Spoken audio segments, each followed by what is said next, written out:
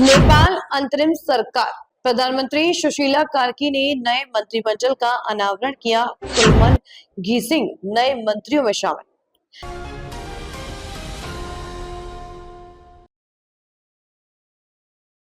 नमस्कार, आप देख रहे हैं सरल न्यूज। सोशल मीडिया पर प्रतिबंध और आर्थिक हताशा से उपजे हिंसक प्रदर्शनों के बाद नेपाल की अंतरिम प्रधानमंत्री सुशीला कार्की ने अपने पहले मंत्रिमंडल की नियुक्ति की है।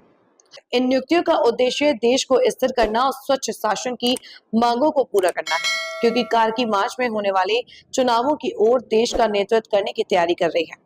नेपाल की अंतरिम प्रधानमंत्री ने युवाओं के नेतृत्व वाले हिंसक प्रदर्शनों के बाद पिछली सरकार को सत्ता से बेदखल करने के बाद देश को स्थिर करने के लिए अपने पहले मंत्रिमंडल की नियुक्तियों की घोषणा की है।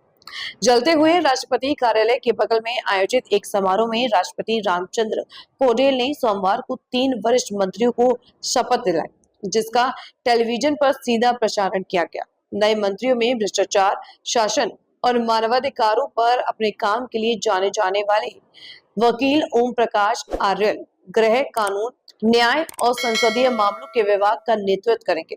एएफपी की रिपोर्ट के अनुसार नेपाल विद्युत प्राधिकरण के प्रमुख के रूप में वर्षों से चली आ रही बिजली कटौती को समाप्त करने का श्रेय प्राप्त कुलमन घिसिंग ऊर्जा, बुनियादी ढांचे, परिवहन और शहरी विकास की देखरेख करेंगे।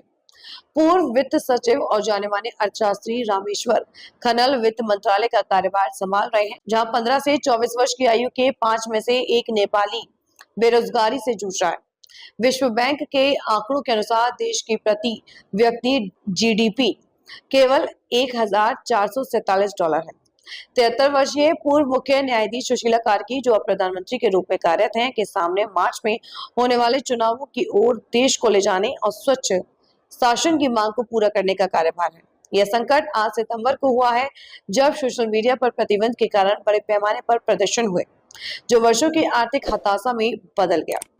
आक्रोश फैलाने की भीड़ ने संसद और अन्य सरकारी इमारतों में आग लगा दी। ऐसा नजारा 2008 के गृह युद्ध की समाप्ति और राजशाही के उन्मूलन के बाद से नहीं देखा गया था।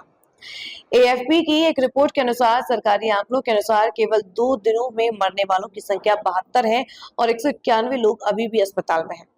कार्की की पदोन्नति से न केवल जनरल अशोक राज सिगडेल और राष्ट्रपति पौडेल के नेतृत्व में पर्दे के पीछे हुई बातचीत के बाद हुई, जिन्होंने जेड कार्यकर्ताओं के साथ भी बातचीत की।